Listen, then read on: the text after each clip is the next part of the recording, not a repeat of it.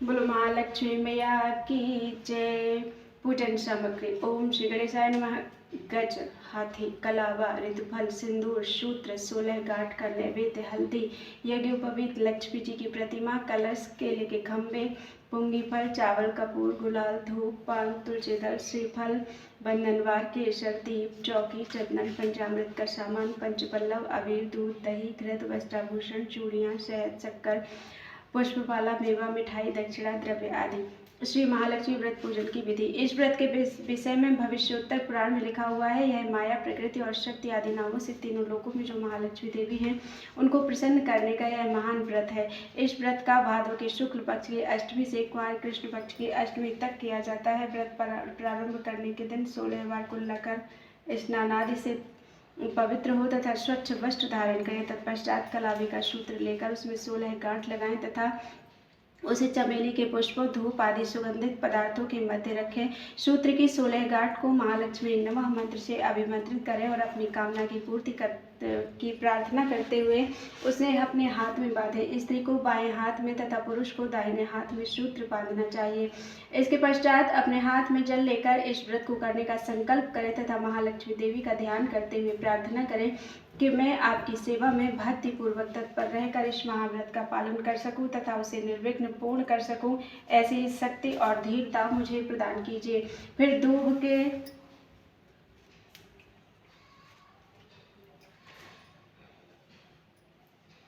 पौधे जल में भिगो भिगो कर अपने सिर, हाथ, पांव का मार्जन करें तथा दूब और अक्षत हाथ में रखकर कथा सुने या पढ़ें। इस प्रकार 15 दिन नित्य दूब तथा अक्षत हाथ में लेकर कथा सुनते रहें। 16वें दिन कुंवार वदी अष्टमी को सायंकाल स्नान कर सफेद वस्त्र पहने और अत्यंत सुंदर मंडप बनाकर लक्ष्मी जी की सुंदर मूर्ति अष्टदल श्वेत कमल पर दोनों ओर 2 हाथी की मूर्तियां सहित पधरावे। पंचामृत से मूर्ति को स्नान कराएं। इस प्रकार षोडशोपचार द्वारा पूजन करें या किसी विद्वान से कराएं। महालक्ष्मी देवी का आवाहन करें, ध्यान एवं स्तुति करें। व्रती ब्राह्मण ब्राह्मणियों को भोजन कराएं, उन्हें यथाशक्ति दान दक्षिणा देवें। पूजन में हवन, चालीसा पाठ, आरती भी की जाती है। उद्यापन करते समय इन सबके अतिरिक्त खाने की वस्तुएं नए सूप में 16-16 की संख्या में रखते हैं तथा दूसरे सूप से ढककर महालक्ष्मी जी को अर्पण करते हैं और 16 ब्राह्मणियों को भोजन करा के दान दक्षिणा देकर विदा करते हैं। तत्पश्चात स्वयं भोजन करें। श्री महालक्ष्मी व्रत की कथा। एक समय श्री धर्मराज युधिष्ठिर ने श्री कृष्ण भगवान को प्रसन्न चित्त देखकर कहा कि हे त्रिलोकीनाथ, समस्त ऐश्वर्यों के स्वामी, आप कृपा कर कोई ऐसा व्रत बतलाइए जो सब व्रतों में श्रेष्ठ एवं ऐश्वर्य सुख देने वाला हो। व्रत को करके मनुष्य नाना प्रकार के सुख, स्त्री, पुत्र, आयु, महल, हाथी, घोड़ा आदि का फल भोग सके। श्री कृष्ण बोले, हे राजन सुनो, सतयुग में जब वृत्तासुर आदि असुरों ने स्वर्ग लोक पर अपना अधिकार कर लिया तब दुखी होकर इंद्र ने ऐसा ही प्रश्न देवर्षि नारद जी से पूछा था। यह सुनकर नारद जी बोले, हे देवराज इंद्र, मैं तुमको एक ऐसा उपाय बताता हूँ जो सर्व मंगलकारी है। इस विषय में एक वृत्तांत सुनो। प्राचीन काल में एक बहुत सुंदर अपूर्व नगर था।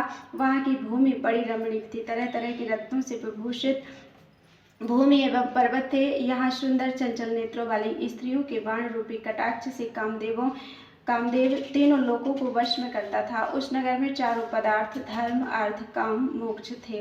उसकी विचित्र रचना देखकर विश्वकर्मा भी लज्जित होता था। उस नगर में मंगलसेन नाम का राजा राज्य करता था। उसकी चिल्ल देवी और चोल देवी नाम की 2 रानियां थी। एक दिन राजा अपनी प्रिय रानी चोल देवी के साथ अपने महल की छत पर बैठा हुआ था। वहां से उसने समुद्र के जल से घिरा हुआ एक रमणीक स्थान देखा। उसे देखकर राजा प्रेमातुर हो अपनी प्रिय रानी चोल देवी से बोला, हे सुमुखे, देखो यहाँ पर तुम्हारी प्रसन्नता के लिए नंदनपन को लज्जित करने वाला एक सुंदर बाग लगवाऊंगा। अपनी प्रिया को प्रसन्नार्थ राजा ने बगीचा लगवा दिया।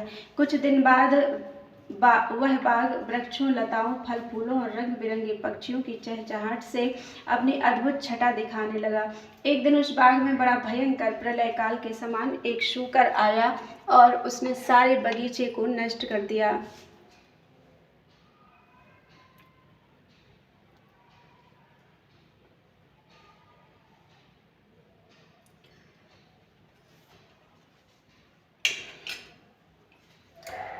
बहुत से बाघ के रक्षक भी मार गिराए। कुछ रक्षक उसके भय से व्याकुल हो अपनी जान बचा राजा के पास पहुंचे और राजा से सारा हाल कहा। यह सुनकर राजा बड़ा कुपित हुआ और सेना से बोला, तुम शीघ्र वहां जाकर उस भयंकर सूकर को मार डालो। राजा की आज्ञा पाकर सेना चल दी और घोड़े पर बैठकर राजा भी चल दिया। चारों ओर से बगीचे को घेर कर राजा ने सैनिकों से कहा कि जिस मार्ग से सूकर निकलकर भाग जाएगा और उसी मार्ग का कोई भी रक्षक उसे ना मार सकेगा तो मैं उसका सिर काट डालूंगा। तथा बाग के चारों ओर राजा स्वयं अपना घोड़ा अड़ाकर खड़ा हो गया। दैवयोग से वह शूकर राजा से ही निकलकर भाग गया। राजा बड़ा लज्जित हुआ, घोड़े को चाबुक से मारता हुआ उसका पीछा करने लगा। पीछा करते करते वह सिंह, व्याघ्र आदि हिंसक जीवों से युक्त घोर जंगल में पहुंच गया। वहां ताल, तमाल, हिताल, शाल, अर्जुन, लता आदि के वृक्ष थे। राजा जंगल में चारों ओर उसे देखने लगा। आगे चलकर सूकर राजा के सामने आया। राजा ने देखते ही उसके भाला मार दिया और भाले के लगते ही उस सूकर ने अपना शरीर छोड़ दिया। वह सुंदर गंधर्व शरीर धारण कर विमान में बैठ अपने लोक को जाते हुए राजा मंगलसेन से बोला, हे पृथ्वीपति, आपका कल्याण हो, आपने मेरा उद्धार किया है। अब मैं आपको अपने साप की कथा सुनाता हूँ। मैं चित्ररथ नाम का गंधर्व हूँ। एक बार देव समूह में ब्रह्मा जी बैठे हुए थे कि चंचत पुट आदि तलों के साथ में सप्त स्वर में गान कर रहा था कि गाते गाते मेरी ताल बिगड़ गई। इस पर क्रोधित होकर ब्रह्मा जी ने मुझे शूकर होने का शाप दे दिया। फिर प्रार्थना करने पर उन्होंने कहा, तेरा उद्धार धर्मात्मा राजा मंगलसेन के हाथों से होगा। अतः मैं अधर्म योनि को छोड़कर अपने गंधर्व स्वरूप को प्राप्त हो गया हूँ। हे राजन, मैं वरदान स्वरूप देवताओं को दुर्लभ चारों फल, धर्म, अर्थ, काम, मोक्ष का दाता एक व्रत बतलाता हूँ। यह व्रत श्री महालक्ष्मी का है। इसके प्रभाव से आप चक्रवर्ती राजा होंगे। अब आप अपनी राजधानी वापस जाइए। नारद जी बोले, हे इंद्र, इस प्रकार कहकर गंधर्व अंतर्ध्यान हो गए और राजा मंगलसेन अपनी राजधानी को वापस लौटे कि मार्ग में उन्हें बगल में मृग चर्म लिए हुए एक बालक पुत्र अपनी ओर आता नजर पड़ा। राजा मुस्कुराते हुए उससे बोले, हे बटुक, तुम देवता, दैत्य, गंधर्व हो अथवा राक्षस, इनमें से आप कौन हो? मुझे सच सच बता दे। जो आप इस घोर जंगल में आए हो। यह सुनकर ब्राह्मण पुत्र राजा को आशीर्वाद देते हुए बोला, राजन, मैं आपके ही देश में पैदा हुआ हूँ और आपके साथ साथ भी यहाँ आया हूँ, अतः मुझे यथोचित आज्ञा दीजिए। भगवान श्री कृष्ण बोले, हे धर्मराज, इस प्रकार उसके पूछने पर राजा ने कहा, हे विप्र, तुम्हारा नाम आज से नूतन होगा। अब तुम किसी सरोवर में से ठंडा जल लाओ। राजा की आज्ञा पाकर वह नूतन राजा को एक सुंदर वृक्ष के नीचे बिठाकर आप घोड़े पर सवार हो जल की खोज में चल दिया। आगे चलकर उसने रंग बिरंगे पक्षी देखे। वह वहीं पर चल पड़ा। थोड़ी देर में वह सरोवर के पास पहुंच गया। यह सरोवर बहुत ही रमणीक था।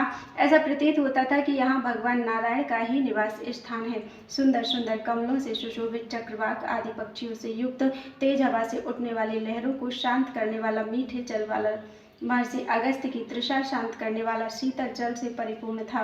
जैसे ही वह आगे बढ़ा कि उसका घोड़ा कीचड़ में फंस गया, तब वह घोड़े पर से उतरकर सरोवर के चारों ओर देखने लगा।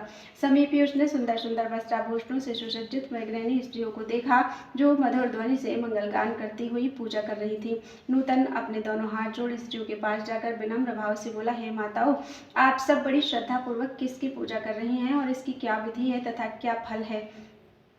सच सच मुझे बतावे। नूतन की वाणी, मधुर वाणी सुनकर वे बोली, हे विप्र, भक्ति भाव से श्रद्धा युक्त होकर सुनो।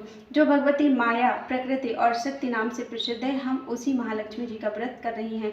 उसी व्रत की कथा तुम भी सुनो। हे ब्राह्मण, यह व्रत भाद्रपद महीने की शुक्ल पक्ष की अष्टमी तिथि राधा अष्टमी से आरंभ होता है। इस दिन प्रातःकाल उठकर 16 बार हाथ पांव और मुंह धोकर 16 धागों से युक्त एक डोरी कलावा लेकर उसमें 16 गांठ लगावे और चमेली के पुष्प, कपूर, धूप आदि सुगंधित पदार्थों से प्रत्येक गांठ की पूजा करें। ओम महालक्ष्मी नमः इस मंत्र से 16 बार अभिमंत्रित कर श्री लक्ष्मी जी से प्रार्थना करें, हे महालक्ष्मी, आप हमें धन, धान्य, पृथ्वी, धर्म, कीर्ति, आयु, यश और शोभा तथा हाथी घोड़े पुत्र दो।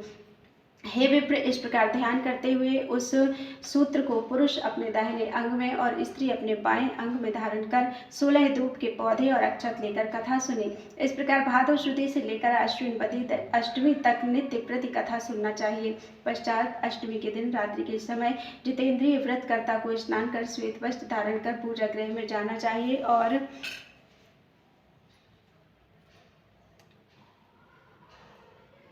पूर्व की ओर मुख करके पवित्र आसन पर बैठकर सफेद मोतियों से युक्त अष्टदल का कमल बनावे।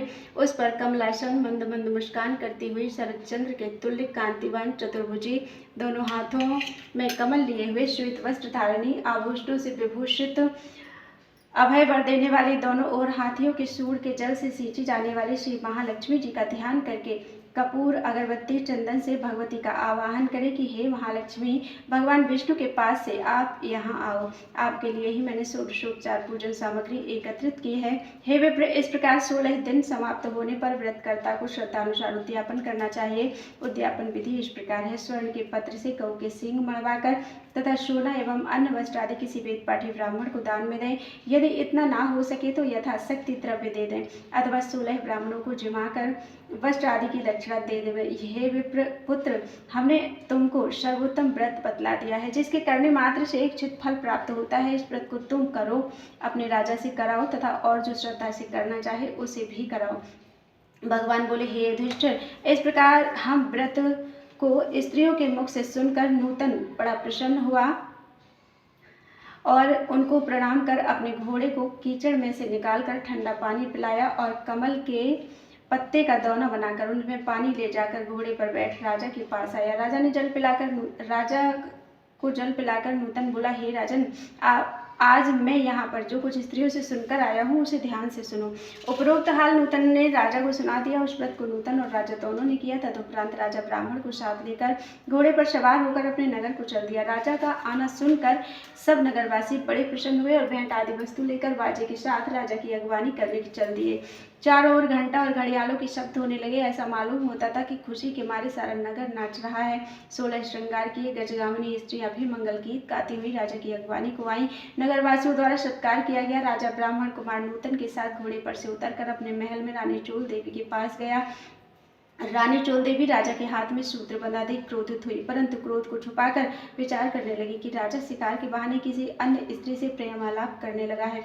इसी कारण इसकी बाहों में उस स्त्री ने अपने सौभाग्य के लिए डोरा बांध दिया है और साथ ही मुझे देखने के लिए इस ब्राह्मण को भेजा है। अतः क्रोधित हो उसने डोरे को राजा की बाहों में से तोड़कर फेंक दिया। राजा उसकी करतूत ना समझ सका, क्योंकि वह सेवकों तथा मंत्रियों को जंगल का सारा हाल बता रहा था। उसी समय राजा की दूसरी रानी चिल्ल देवी की एक दासी राजा को देखने वहां आई। उसने भूमि पर पड़े उस डोरे को उठा लिया और उस ब्राह्मण से डोरे के बारे में सारा विवरण पूछा। दासी ने सारा विधान जानकर अपनी स्वामिनी चिल्ल देवी से जाकर कहा और वह राजा का सूत्र भी दे दिया। रानी ने उसी समय नूतन को बुलवा भेजा और उसके बतलाए गए व्रत को विधान सहित करने लगी। भगवान बोले, हे पांडुनंदन युधिष्ठिर, एक वर्ष बीतने पर लक्ष्मी पूजा के दिन रानी चिल्ल देवी के महल पर आवाज बाजे बजने लगे। यह देख राजा को लक्ष्मी पूजा की याद आई। राजा ने अपनी बाह में बंधे सूत्र को न देख अपार चिंता में डूब गया। नूतन ने रानी चोल देवी द्वारा उसे तोड़कर फेंके जाने का सारा हाल राजा को बता दिया। यह सुनकर राजा क्रोधित हो रानी चोल देवी से बोला, अरे दुर्बुद्धे, अब मैं तेरे महल में लक्ष्मी पूजन ना करके रानी चिल्ल देवी के महल में लक्ष्मी पूजन करूंगा। यह कहकर राजा चिल्ल देवी के महल को चला गया। इसी बीच लक्ष्मी जी बुढ़िया का रूप बनाकर परीक्षा लेने के लिए रानी चोल देवी के घर गई। रानी चोल देवी उसका निरादर करते हुए बोली, अरे दुष्टे, तू कौन है? मेरे घर कैसे आई है? चल भाग यहाँ से। इस प्रकार लक्ष्मी जी रानी चोल देवी से अपमानित होकर उसे साफ देती हुई बोली, मूर्ख, तूने मेरा अपमान किया है, अतः शूकर मुख हो जा और आज से इस मंगलपुर का नाम कोलापुर हो जावे। फिर वृद्धारूपी लक्ष्मी जी वहां से चलकर परीक्षा लेने के लिए चिल्ल देवी के महल में गई। वहां रानी ने उसका बड़ा सम्मान किया। रानी से सम्मानित हो लक्ष्मी जी ने वृद्धा का रूप त्याग कर साक्षात अपना लक्ष्मी स्वरूप धारण कर लिया। यह देखकर रानी चिल्ल देवी ने लक्ष्मी जी को साष्टांग प्रणाम कर बड़े प्रेम से नाना प्रकार से उसका पूजन किया। भगवती लक्ष्मी चिल्ल देवी से प्रसन्न हो बोली, हे चिल्ल देवी, मैं तुमसे बहुत प्रसन्न हूँ, मन चाहा वरदान मांग लो। चिल्ल देवी बोली, हे सुरेश्वरी कमलासन अम्बे, जो भी प्राणी इस व्रत को करे और जब तक चंद्र सूर्य आकाश में रहे तब तक आप उसके घर को संपूर्ण ऐश्वर्य से परिपूर्ण रखें। उसके घर में आप सदैव विराजमान रहें व मेरे पति सहित आपकी एक कथा सारी पृथ्वी पर विख्यात हो। हे धर्मराज, रानी से भगवती लक्ष्मी तथास्तु कहकर वहीं अंतर्धान हो गई। तत्पश्चात राजा मंगल ने रानी चिल्ल देवी के साथ बड़ी श्रद्धा से पूजन व्रत किया। दुराचारिणी रानी चोल देवी ईर्ष्यावश होकर रानी चिल्ल देवी के महल में जाने लगी। वहां बैठे पहरेदारों ने उसे अंदर जाने से रोक दिया, क्योंकि महालक्ष्मी के शाप के कारण वह शूकर के समान दिख रही थी। रानी दिखलाई नहीं देती थी। तब वह दुखी होकर जंगल में महर्षि अंगिरा के पास गई। उसकी यह दशा देखकर मुनि अंगिरा ने अपनी ज्ञान दृष्टि द्वारा उसकी सारी बातें जान ली। तब मुनि ने लक्ष्मी जी के कुपित होने का कारण उससे कहा और स्वयं लक्ष्मी जी से उसके अपराध की क्षमा याचना कर उससे श्री लक्ष्मी जी का व्रत पूजन करवाया। व्रत के प्रभाव से वह रानी पुनः अपने लावण्यमय स्वरूप को प्राप्त कर कीर्ति पाने लगी। तदनंतर उसी वन में राजा शिकार खेलने को गया। वहां मुनि अंगिरा कुटी में रूप लावण्य से युक्त उस अनुपम देवी को देख राजा मंगल बोला, हे महर्षि, यह अपनी सुंदरता से इस मन को प्रकाशमान करने वाली स्त्री कौन है? इसका कारण मुझसे कहो। राजा की बात सुन महर्षि अंगिरा ने उनकी सारी कथा सुनाकर रानी चोल देवी उसे सौंप दी। राजा प्रसन्न चित्त हो रानी चोल देवी को साथ लेकर अपनी राजधानी आया और रानी चिल्ल देवी सहित पृथ्वी के नाना प्रकार के भोग भोगने लगा। दोनों रानी बड़े प्रेम से मिलकर राजा की सेवा करने लगी। राजा मंगल पृथ्वी के समस्त सुख भोग कर अंत में स्वर्ग को गया और मंगल नक्षत्र नाम से विख्यात हुआ। नारद जी बोले, हे इंद्र, समस्त व्रतों में श्रेष्ठ श्री महालक्ष्मी का व्रत मैंने तुमसे कहा है। जो व्यक्ति इस व्रत को करेगा वह धर्म, अर्थ, काम, मोक्ष चारों पदार्थों का भागी होगा। अतः तुम भी इस व्रत को करो, जिससे धन, धान्य, भूमि, कीर्ति, आयु, यश, शोभा, घोड़ा, हाथी, पुत्र, पौत्र आदि प्राप्त हो और तुम्हारी कीर्ति फैलती रहे। इंद्र नारद जी को प्रणाम कर अपने लोक को गया और व्रत किया। भगवान श्री कृष्ण बोले, हे युधिष्ठिर, नारद जी से देवराज इंद्र द्वारा पूछे गए श्रेष्ठ व्रत को मैंने तुम्हें बता दिया, जो सांसारिक और पारलौकिक सुखों को देने वाला है। इति श्री भविष्योत्तर पुराण अंतर्गत श्री महालक्ष्मी व्रत कथा संपूर्ण। श्री महालक्ष्मी हाथी पूजा व्रत कथा। यह व्रत भाद्रपद के शुक्ल पक्ष की अष्टमी को आरंभ करके आश्विन मास के कृष्ण पक्ष की अष्टमी को समापन किया जाता है। एक समय महर्षि द्वैपायन व्यास जी हस्तिनापुर आए। उनका आगमन सुनकर महाराज धृतराष्ट्र ने उनका आदर सम्मान कर राजमहल में व्यास जी को सुवर्ण के सिंहासन पर विराजमान कर अर्घ्यपाद्य आचमन से उनका पूजन किया। व्यास जी के स्वस्थ चित्त होने पर राजा रानी गांधारी ने महर्षि व्यास जी से हाथ जोड़कर प्रश्न किया कि महाराज, आपसे हमारी प्रार्थना है कि स्त्रियों को कोई ऐसा व्रत, सरल पूजन बताइए जिससे सुख, पुत्र, पौत्र, परिवार सदा सुखी रहे। इतना सुनकर व्यास जी ने कहा, वह श्री महालक्ष्मी का व्रत है जिनका पूजन प्रतिवर्ष आश्विन कृष्ण पक्ष की अष्टमी को किया जाता है। तब राजा रानी गांधारी ने कहा, महात्मन, यह व्रत कैसे आरंभ होता है, किस विधान से पूजन होता है, यह विस्तार से बताने का कष्ट करें। तब महर्षि जी ने कहा, यदि यह व्रत भाद्रपद शुक्ल पक्ष कि वह व्रत भाद्रपद शुक्ल पक्ष की अष्टमी को दिन सुबह व्रत का मन में संकल्प कर किसी जलाशय में जाकर स्नान कर स्वच्छ कपड़ा पहनकर ताजी दूर्वा से महालक्ष्मी जी को जल का तर्पण देकर प्रणाम करना चाहिए। फिर घर आकर शुद्ध 16 धागों का एक गंडा बनाकर प्रतिदिन एक गांठ लगानी चाहिए।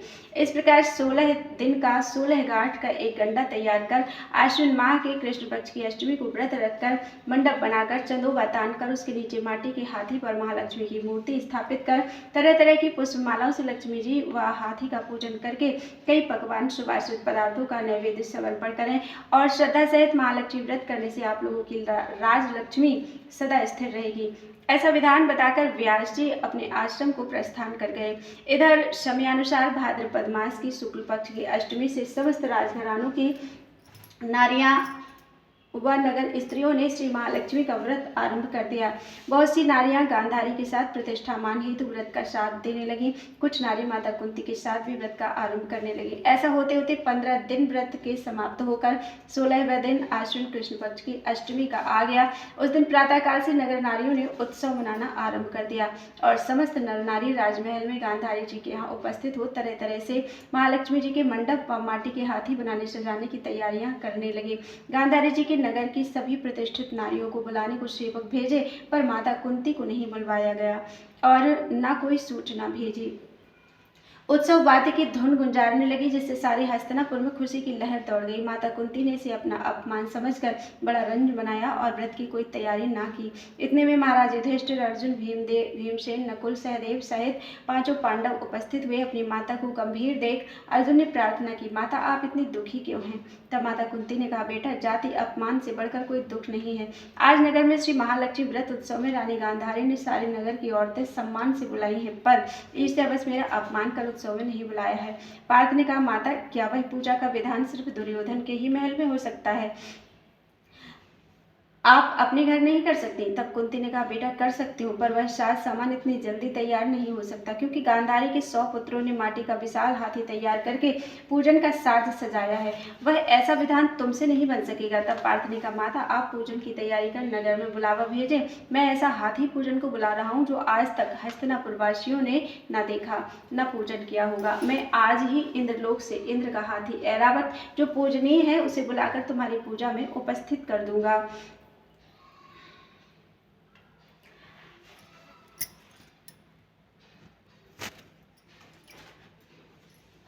आप अपनी तैयारी करें। इधर माता कुंती ने सारे नगर में पूजा का ढिंढोरा पिटवा दिया और पूजा की विशाल तैयारी होने लगी। तब अर्जुन ने सूर्यपति को ऐरावत भेजने को पत्र लिखा और एक दिव्य बाण में बांधकर धनुष पर रखकर देवलोक इंद्र की सभा में फेंका।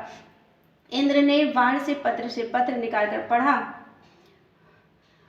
तो आश्चर्य से अर्जुन को लिखा कि हे पांडु कुमार, ऐरावत भेज तो दूंगा, पर वह इतनी जल्दी स्वर्ग से कैसे उतर सकता है? तुम इसका उत्तर शीघ्र ही लिखो। पत्र पाकर अर्जुन ने पत्र में बाणों का रास्ता बना के हाथी उतारने की प्रार्थना लिखकर पत्र वापस कर दिया। इंद्र ने मातली सारथी को आज्ञा दी कि हाथी को पूर्ण रूप से सजाकर हस्तिनापुर में उतारने का प्रबंध करो। महावत ने तरह तरह के साज सामान से ऐरावत को सजाया। देवलोक की अंबर झूल डाली गई, सुवर्ण की पालकी रत्न जड़ित कलशों में बांधी गई, माथे पर रत्न जड़ित जाली सजाई गई, पैरों में घुंघरू सुवर्ण मणियों की बांधी गई, जिनकी चकाचौंध पर मानव जाति की आंखें नहीं ठहर सकती थी। इधर सारे नगर में धूम हुई कि कुंती माता के घर सजीव इंद्र का ऐरावत बाणों के रास्ते पर स्वर्ग से उतरकर पूजा जावेगा। सारे नगर के नर नारी बालक और वृद्धों की भीड़ ऐरावत को देखने एकत्र होने लगी। गांधारी के राजमहल में भी इस बात की चर्चा की बड़ी चहल पहल मच गई। नगर की नारियां पूजन थाली लेकर भागने लगी और माता कुंती के महल में उपस्थित होने लगी। देखते देखते सारा महल पूजा करने वाली नारियों से ठसाठस भर गया। सारे नगरवासी ऐरावत के दर्शनों को गली सड़क महल अटारियों पर एकत्र हो गए। माता कुंती ने ऐरावत को खड़ा करने के हेतु रंग बिरंगे चौक को पुरवाकर नवीन रेशमी वस्त्र बिछवा दिए। हस्तिनापुर वासी तरह तरह की स्वागत तैयारी में फूल माला अबीर केसर हाथों में लेकर पंक्तिबद्ध खड़े थे। इधर इंद्र की आज्ञा पाकर ऐरावत स्वर्ग से बाणों के बनाए रास्ते से धीरे धीरे आकाश मार्ग से उतरने लगा, जिसके शंखों की आवाज नगरवासियों को आने लगी। ऐरावत के दर्शन के लिए नर नारियों ने जय जयकार के नारे लगाना आरंभ किया। सायंकाल होते ही ऐरावत माता कुंती के महल के चौक में उतर आया। समस्त नर नारियों ने पुष्पमाला अबीर केसर से हाथी का स्वागत किया। महाराज धौम्य पुरोहित द्वारा ऐरावत पर महालक्ष्मी जी की मूर्ति स्थापित करा के वेद मंत्रों द्वारा पूजा की गई। नगरवासियों ने महालक्ष्मी का स्वागत करके ऐरावत की पूजा की। फिर तरह तरह के मेवा पकवान ऐरावत को खिलाए गए। ऊपर से जमुना जल पिलाया गया। फिर तरह तरह के पुष्पों की ऐरावत पर वर्षा की गई। पुरोहित द्वारा स्वस्ति पुण्याह वाचन कर व्रती नारियों द्वारा लक्ष्मी जी का पूजन विधान से कराया। कुंती ने व्रत के डोरे के गंडा में 16वीं गांठ लगाकर लक्ष्मी जी के सामने समर्पण किया। ब्राह्मणों को पकवान मेवा मिठाई देकर भोजन की व्यवस्था की गई। तब वस्त्र द्रव्य सुवर्ण अन्न भूषण देकर ब्राह्मणों को संतुष्ट किया। तत्पश्चात सभी व्रती नर नारियों ने महालक्ष्मी जी की दीपक जलाकर प्रेम से संपूर्ण पूजन कर आरती आरंभ की। बोलो लक्ष्मी मैया की जय। मातु लक्ष्मी करी कृपा, करो हृदय में वास, मनोकामना सिद्ध कर, पुरवहु मेरी आस, यही मोर अरदास, हाथ जोड़ विनती करूं, जगत जनन जगदम्बिका, सब विधि करो सुवास। बोलो लक्ष्मी मैया की जय। सिंधु सुता में सुमिरो तो ही तुम समान नहीं, ज्ञान बुद्धि विद्या दो मोही, मन क्रम वचन करे स्यो काई, मन इच्छित वांछित फल पाई, तुम समान नहीं को उपकारी, सब विधि पुरवहु आस हमारी, तज छल कपट और चतुराई, पूजहि विविध भांति मन लाई, जय जय जगत जनन जगदम्बा, सबकी तुम ही हो अवलंबा, और हाल में कहाँ बुझाई, जो यह पाठ करे मन लाई, तुम ही हो घट घट की वासी, बिनती यही हमारी खासी, ताको कोई कष्ट न होई, मन इच्छित पावे फल सोई, जग जननी जय सिंधु कुमारी, दीनन की तुम हो हितकारी, त्राहि त्राहि जय दुख निवारिणी, त्रिविध ताप भव बंधन हारिणी, बिनवो नेत तुम ही महारानी, कृपा करो जग जननी भवानी, जो यह 40 पढ़े पढ़ावे, ध्यान लगा कर सुने सुनावे, कही विधि स्तुति करो तुम्हारी, सुध लीजिए अपराध विसारी, कृपा दृष्टि चितवो मम ओरी, जगत जननी बिनती सुर मोरी। ज्ञान बुद्धि जय सुख की दाता, संकट हरो हमारो माता। क्षीर सिंधु जब विष्णु मथायो, 14 रतन सिंधु में पायो। 14 रतन में तुम सुख राशि, सेवा किया प्रभु ही बनदासी। जब जब जन्म जहाँ प्रभु लीना, रूप बदलता सेवा कीना। स्वयं विष्णु जब नर तनु धारा, लीन्यु अवधपुरी अवतारा। तब तुम प्रगति जनकपुर माही, सेवा कियो हृदय पुलकाई। अपना तो ही अपनाया तो ही अंतर्यामी, विश्व विदित त्रिभुवन को स्वामी। तुम सम प्रबल शक्ति नहीं आनी, कहाँ तक महिमा कहो बखानी। जो यह 40 पढ़े पढ़ावे, ध्यान लगा कर सुने सुनावे। ताको न कोई रोग सतावे, पुत्र आदि धन संपत्ति पावे। पुत्रहीन और संपत्तिहीना, अंध बधिर कोढ़ी अति दीना। विप्र बुलाए के पाठ करावे, शंका दिल में कभी न लावे। पाठ करावे दिन 40, तो पर कृपा करें गौरीसा। सुख संपत्ति बहुत सी पावे, कमी नहीं काहू की आवे। 12 मास करे जो पूजा, ते ही समधन्य और नहीं दूजा। प्रतिदिन पाठ करे मन माही, उन सम को जग में नाही। बहुविधि क्या मैं करूं बड़ाई, ले परीक्षा ध्यान लगाई।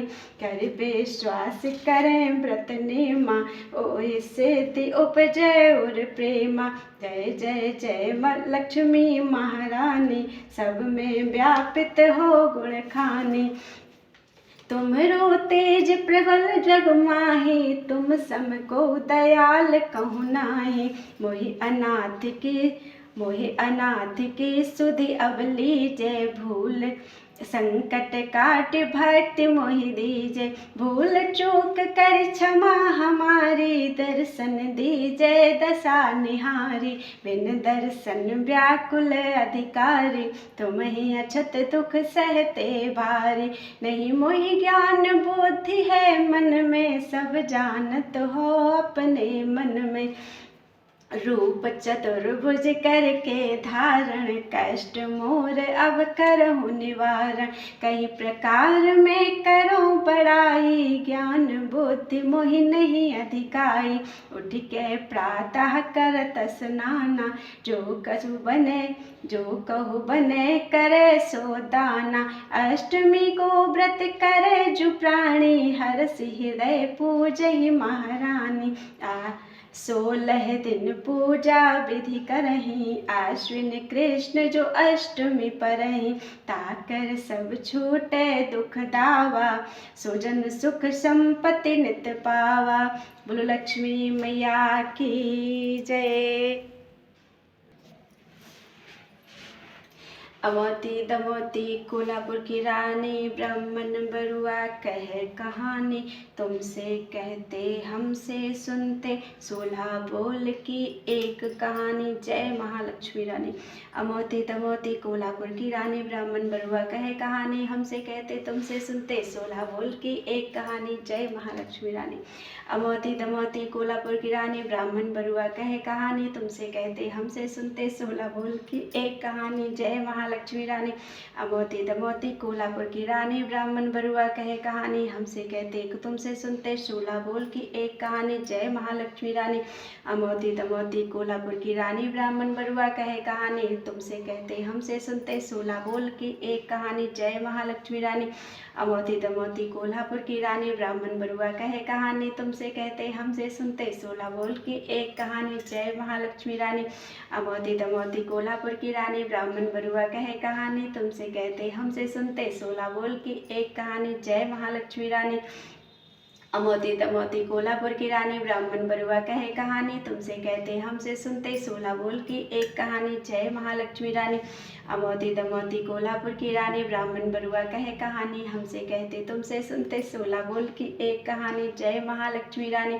अमोती दमोती कोल्हापुर की रानी ब्राह्मण बरुआ कहे कहानी, हमसे कहते तुमसे सुनते 16 बोल की एक कहानी। जय महालक्ष्मी रानी। अमोती दमोती कोल्हापुर की रानी ब्राह्मण बरुआ कहे कहानी, हमसे कहते तुमसे सुनते 16 बोल की एक कहानी। जय महालक्ष्मी रानी। अमोती दमोती कोल्हापुर की रानी ब्राह्मण बरुआ कहे कहानी, हमसे कहते तुमसे सुनते 16 बोल की एक कहानी। जय महालक्ष्मी रानी। अमोती दमोती कोल्हापुर की रानी ब्राह्मण बरुआ कहे कहानी, हमसे कहते तुमसे सुनते 16 बोल की एक कहानी। जय महालक्ष्मी रानी। अमोती दमोती कोल्हापुर की रानी ब्राह्मण बरुआ कहे कहानी, हमसे कहते तुमसे सुनते 16 बोल की एक कहानी। जय महालक्ष्मी रानी। अमोती दमोती कोल्हापुर की रानी ब्राह्मण बरुआ कहे कहानी, हमसे कहते तुमसे सुनते 16 बोल की एक कहानी। जय महालक्ष्मी रानी। अमोती दमोती कोल्हापुर की रानी ब्राह्मण बरुआ कहे कहानी, हमसे कहते तुमसे सुनते 16 बोल की एक कहानी। जय महालक्ष्मी रानी। बोलो लक्ष्मी मैया की जय। ओम जय लक्ष्मी माता मैया जय लक्ष्मी माता, तुमको निश दिन सेवत हर विष्णु विधाता। ओम जय लक्ष्मी माता उमा रमा ब्रह्माणी, तुम ही जगमाता मैया तुम ही जगमाता। सूर्य चंद्रमा ध्यावत नारद ऋषि गाता। ओम जय लक्ष्मी माता दुर्गा रूप निरंजनी, सुख संपत्ति दाता मैया सुख संपत्ति दाता। जो कोई तुमको ध्यावत रिद्धि सिद्धि धन पाता। ओम जय लक्ष्मी माता तुम पाताल निवासिनी, तुम ही शुभदाता मैया तुम ही शुभदाता। कर्म प्रभाव प्रकाशिनी बहुनिधि की त्राता। ओम जय लक्ष्मी माता जिस घर में तुम रहती सब सद्गुण आता मैया सब सद्गुण आता। सब संभव हो जाता मन नहीं घबराता। ओम जय लक्ष्मी माता तुम बिन यज्ञ न होवे वस्त न कोई पाता मैया वस्त न कोई पाता।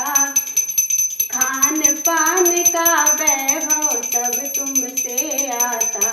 ओम जय लक्ष्मी माता शुभ गुण मंदिर सुंदर क्षीरोदधि जाता मैया क्षीरोदधि जाता।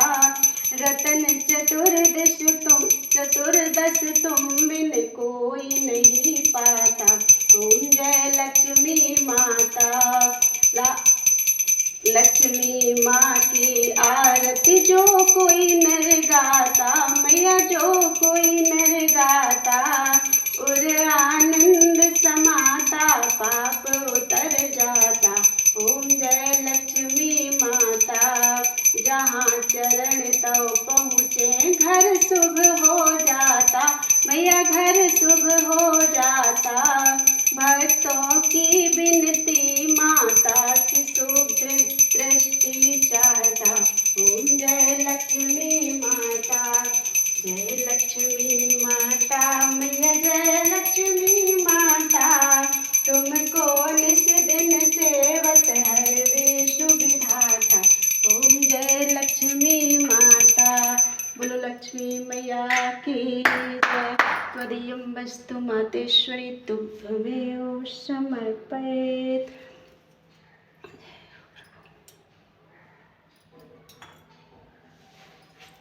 त्वदीयं वस्तु मातेश्वरी जय हो।